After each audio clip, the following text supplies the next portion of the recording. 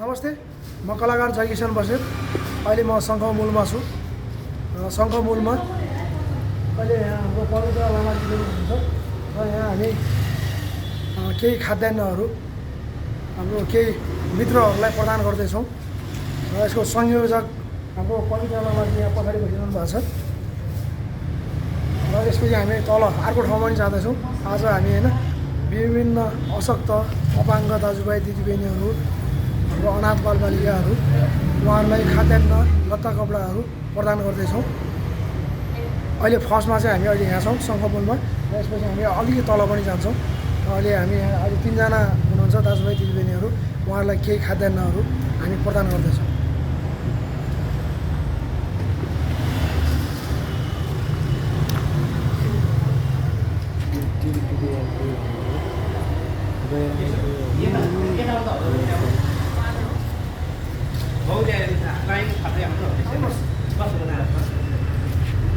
हजुर पनि हो त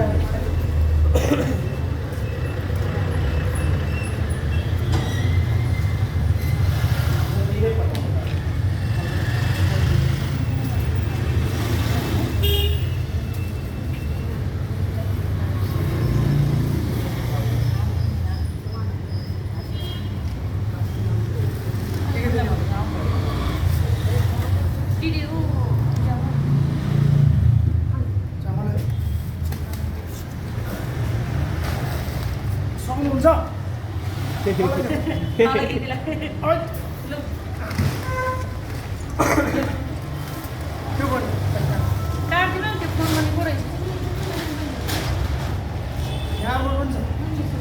यो पनि छ ल। दसैँ राम्रोसँग मनाउनु। अब दिदी बोलाउनु उहाँलाई हो।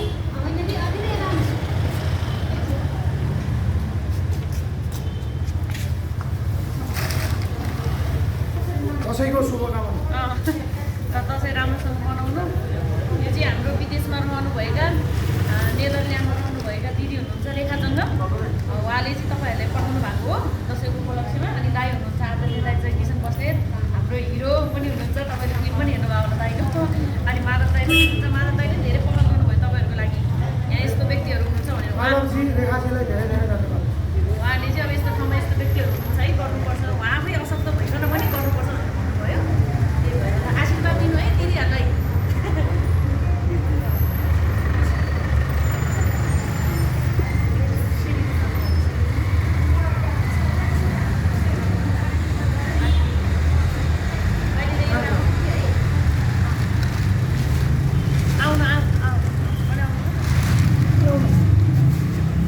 दसैँ राम्रोसँग मनाउनु है, केही पऱ्यो भने भन्नु है।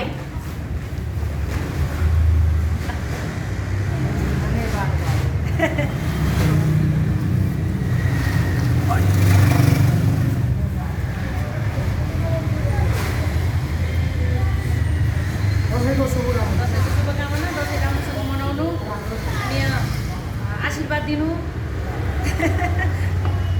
अब हामीले कमाउनु भने तपाईँहरूको आशीर्वाद हो नि त होइन दाइ। फिल्मको हिट होस् भनेर भनिदिनु। दाइको फिल्म हिट होस्, धेरै हेरोस् भनेर भन्नु है। अब हामी तल जाने। अब हामी चाहिँ उता यो मण्डल लाने। अब हामी तल जाँदैछौँ अर्को ठाउँमा। बस्ती चाहिँ हो र होइन, हामी यहाँ हाम्रो 5 जनालाई यहाँ वितरण गऱ्यौँ। त्यसपछि अर्को ठाउँमा जान्छौँ, त्यसपछि भिडुडी मण्डपमा पनि जान्छौँ। अहिलेलाई एकछिन पज गर्नु।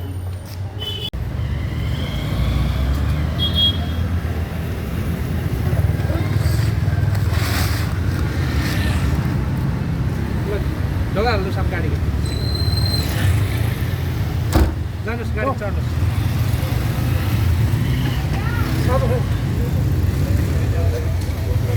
अहिले पुग्छ। हामी अघि शङ्खमूलमा केही वृद्ध तथा गरिब दिनदुखीहरूलाई खाद्यान्न दिएपछि त्यसपछि हामी भिरकुटी मण्डप पुग्यौँ। भिरकुटी मण्डपमा चाहिँ अलिकति भिडियो खिच्न पाइएन किनभने त्यहाँ मेरो ब्याट्री सर्ट भइदियो र भिरकुटी मण्डपपछि हामी अहिले आइपुगेका छौँ त्यो के भन्छ बागबजार खसी बजार। यहाँ अब हामी होइन यहाँ एकजना दुवै हात खुट्टा नचल्ने एकजना अपाङ्ग साथी हुनुहुन्छ उहाँलाई खाद्यान्न दिँदैछौँ। हजुर, यहाँ हाम्रो पवित्रले चामल निकाल्दै हुनुहुन्छ बोरा। हाम्रो भावना विद्रोहीजी पवित्र लामा।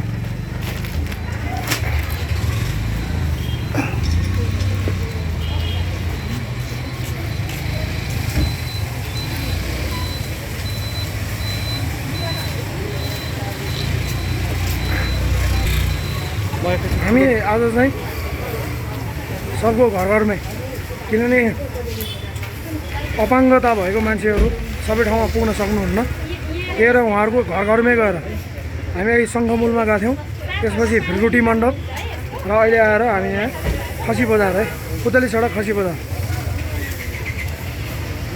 उहाँले हिँड्न नसक्ने भएर हामी उहाँको घरमै जाँदैछौँ। दसैँमा सबैजना खुसी हुन। म अहिले छु बस पार्कभन्दा यता, पुतली सडकभन्दा यता खसी बजार मोडल हस्पिटल छु।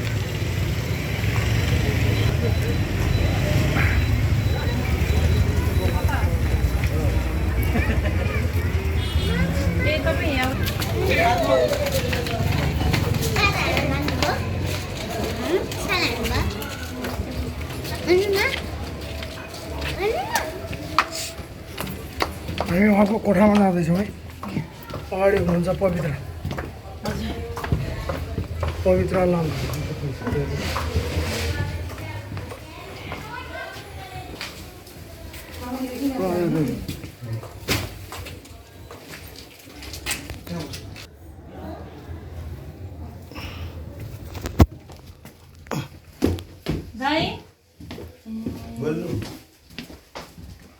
दाइ आउनु त जय दाइ। हुन्छ। ए उहाँ नै हो? हात खुट्टा केही चल्दैन उहाँको? चल्दैन। ए कसले हेरिराख्नु भएको छ त अहिले? कोही पनि? म ज्वाइँ हो। हजुर। मैले हेरिरहेको छु 5 वर्ष हो। दुःख सुख कोही पनि छैन उहाँको? उहाँको छोराहरू छ, हेर्दैनन्। के गर्ने? छोराहरू त छ तर हेर्दैन। हेरेकै छैन। उहाँको छोराहरू त हुनुहुन्छ, छोराहरू भए पनि चाहिँ हेर्नु भएको छैन। विगत 5 वर्ष अगाडिदेखि चाहिँ उहाँ चाहिँ अशक्त हुनुहुन्छ, एउटा चाहिँ प्यारालाइसिस जस्तो चाहिँ स्थितिमा चाहिँ रहनु भएको छ। अब उहाँ चाहिँ ज्वाइँ भएर पनि एउटा चाहिँ उहाँले चाहिँ छोराको जस्तो चाहिँ भूमिका खेलिरहनु भएको छ। छोराले गर्नुपर्ने चाहिँ योगदान उहाँले चाहिँ गरिरहनु भएको छ। हात खुट्टा केही चल्दैन। जिन्दगीमा यसरी पनि व्यतीत गरिराख्नु भयो। के भएर यस्तो भएको खासमा दाइ थाहा छ?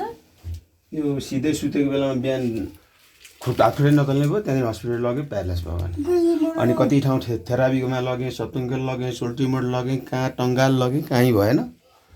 अनि विदेशको डक्टरले भन्यो तपाईँहरूको भाग्य छ भने मात्रै हात खुट्टा चल्ला, यो टाउको नसा चुडिएको छ, नभए अमेरिका लगे पनि हुनेवाला छैन भने त्यहाँदेखि ल्याएर घरमा राख्यो। अहिलेसम्म अब हाम्रो भाग्यले होला बाँचिरहनु भएको छ यस्तै हालतमा भयो भने सर अब के गरौँ त होइन, त्यस्तै छ, फाल्दैछु। हजुरको महान कामलाई धन्यवाद। ज्वाइँ भएर पनि छोराको जस्तो चाहिँ महत्त्वपूर्ण भूमिका खेलिरहनु भएको छ।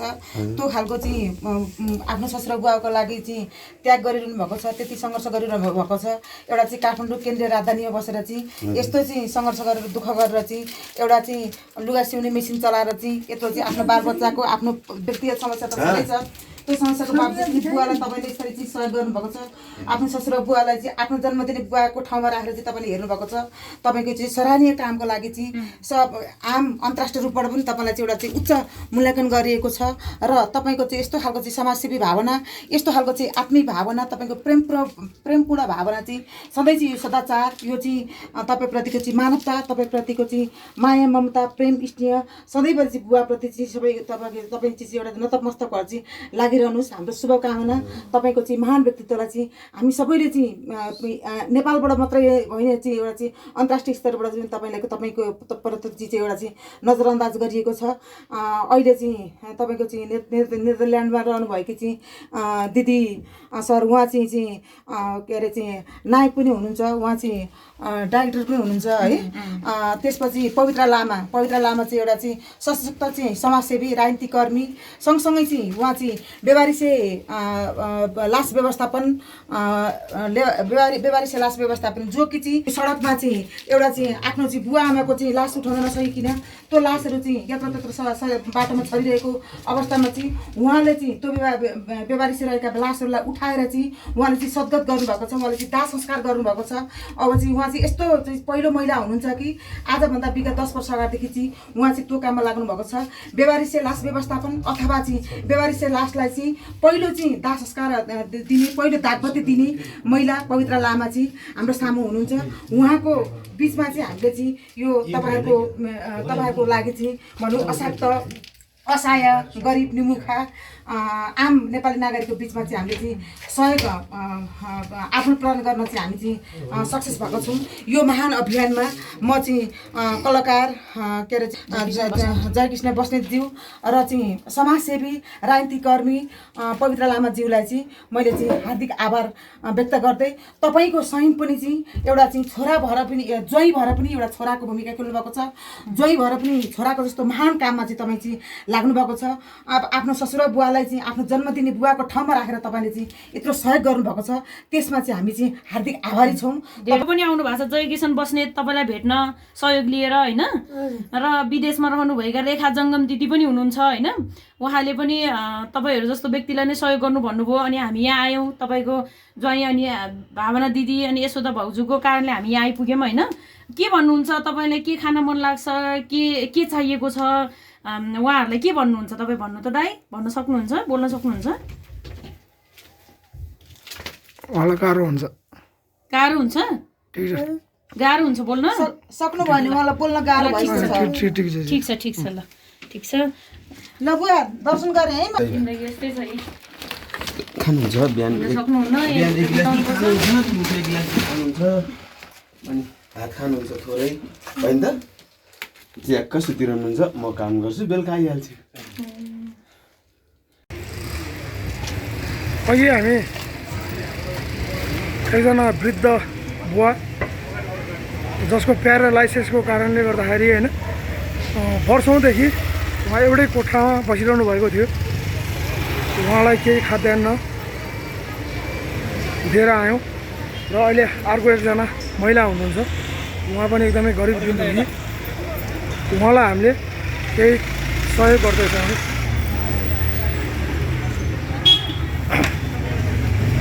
पवित्र लामाजी हुनुहुन्छ,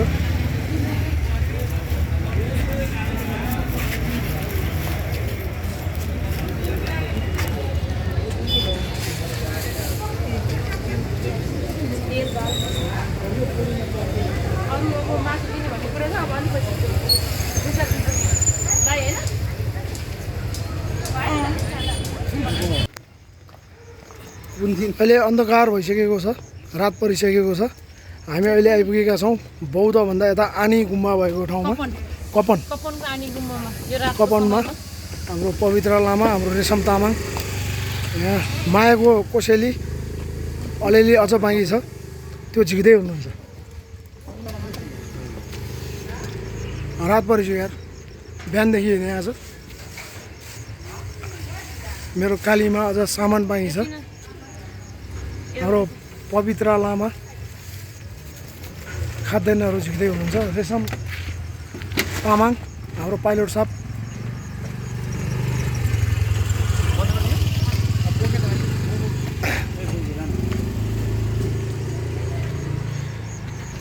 आज दिनभरि नै हामी बिहानदेखि नै कहिले कता होइन सङ्घमूल, त्यसपछि के पो ठाउँ हो त्यो ठाउँ नाम बिर्सी, त्यसपछि भिरगुटी मण्डप, त्यसपछि बागबजार पछि यता हामी आयौँ बौद्धबाट अहिले कपन आइरहेछौँ है, कपन आइरहेछौँ। माथि प्लेन आइरहेछ, साउन्ड डिस्टर्ब भएमा सरी। यहाँ अगाडि एउटा टहरा छ, यहाँ हामी मायाको कोसेली प्रदान गर्दैछौँ।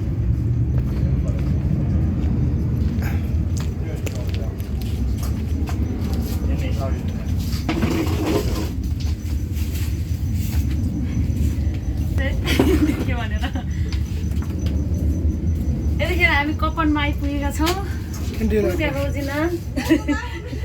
दाई हामी निरन्तर सामाजिक काममा नै लागिरहेका छौँ। आदरणीय चर्चित नायक जय किसन बस्नेत जो निरन्तर सामाजिक काममा यो रातको समयमा पनि लागिराख्नु भएको छ। बिहानदेखि नै हामी खटिरहेछौँ। यता सङ्घ बानेश्वरको शङ्खमूल, त्यहाँबाट भृकुटी मण्डप, त्यहाँबाट अहिले हामी कपनमा आइपुगेका छौँ। र विशेष गरी दाईलाई एकदमै धेरै धन्यवाद दिन चाहन्छु। एकदम धेरै खुसी लागेको छ। एउटा फिल्मको पर्दाको नायक भए पनि यसरी रियलमा सामाजिक काममा हामीलाई साथ दिइराख्नु भएको छ, सहयोग गरिराख्नु भएको छ निरन्तर। खुसीको कुनै सीमा नै छैन। दाईलाई धेरै धेरै धेरै धेरै धन्यवाद दिन चाहन्छु। धन्यवाद। दाई आउनुहुन्छ।